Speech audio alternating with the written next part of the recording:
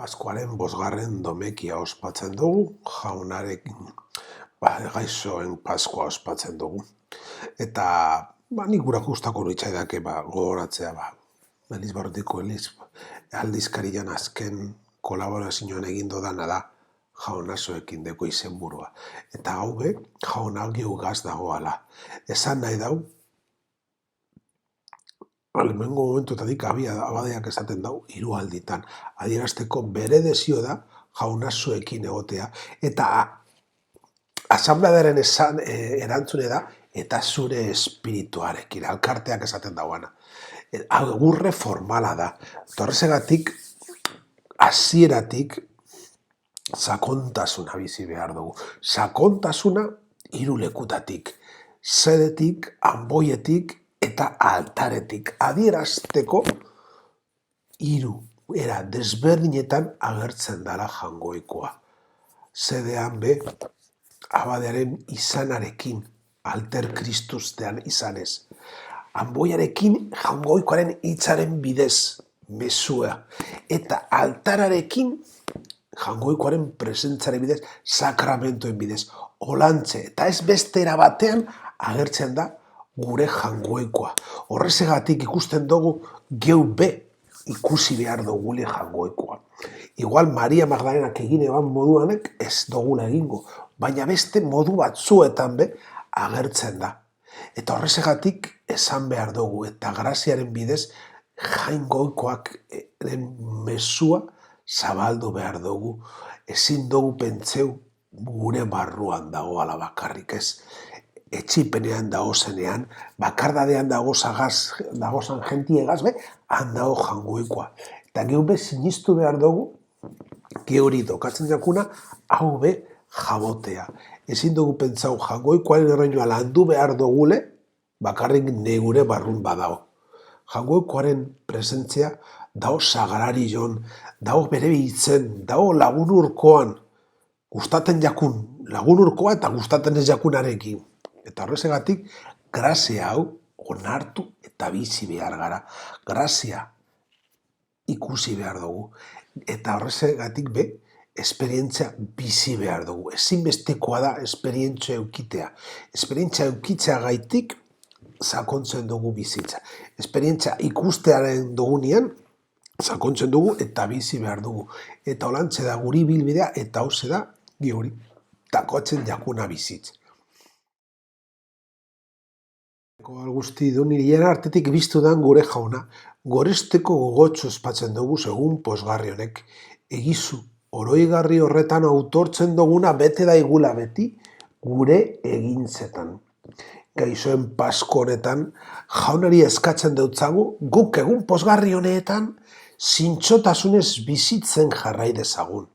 Dauela 6 aste ospatu genduen Pasko gau bela, eta askotan geuria hasten jaku, Pasko gagozela.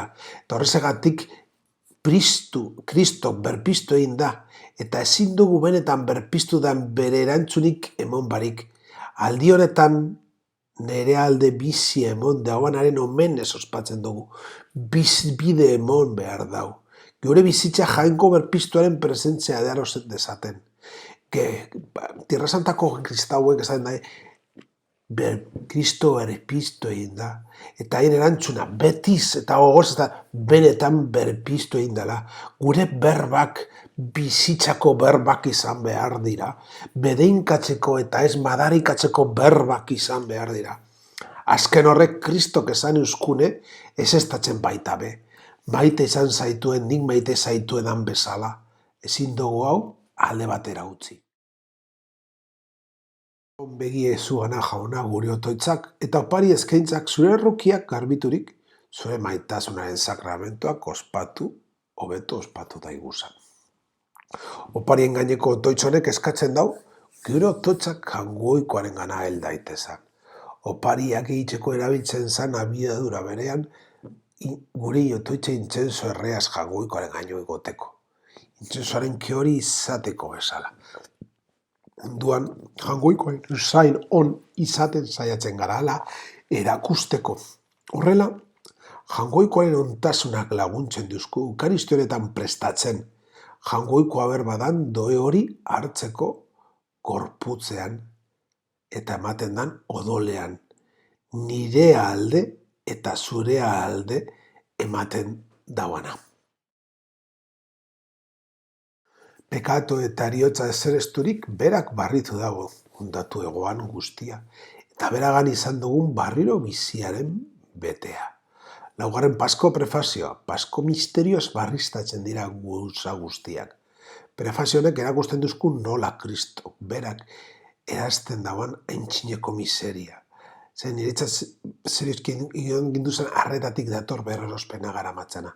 Eriotzaren erdian erori ginean bezala, infernura jatxiz, Kristok erdiunetik bertatik zuntzitzen dau eriotza. Eretxitako guztia berregiten dau eta salbamenaren osotasuna ematen duzku. Orain dela gitxi pertsona batekin berba egin ondoren, bera konbertidu egin da. Eta berentzat hain inportatea zen, beraren alde Kristok emoneo eukola bizitza eta erredenzioa horretatik etorten dakola. Eta bere esperientziatik sortu egin da. Eta askotan, edo bestera, Elizatik oso urrunetik egonez bagara, edo betidanik kristinaok izan garanok, ez garan konturatzen opari handi horretaz. Kristoren berrerospenan hori nire alde. Gure alde dan doe handi horretaz. Guztidun betikoa. Betiko bizitzarako sortu gaituzu Kristoren biztoeran. Ugaritu dizuz gugan Pasko sakramentoaren frutuak, eta izuri gure bihotzera janari salbarri honen indarra. Eukaristia maitzeko jaunari eskatzen dutzogu, ez hasteko Jesukristoren berkiztundean barritu jakula betiko bizitzarako bidea. Kristok ez badau berpiztu, utzaba eta gure fedea. San Paulok esaten euskun moduan. Horrezegatik eskatzen dutxago jaunari, frutuak emon ditzala. Pasko misterioaren frutu hori gure baitan ugaldu ditzala, eta gure bihotzak indarra emon desaiotela. Ausardi emon desaiotela. Pasko misterio horren lekuko izan gaitezan. Gure bizitzaren erdian jaso dugu janariak berpiztutako Kristoren lekuko egin gaitzala.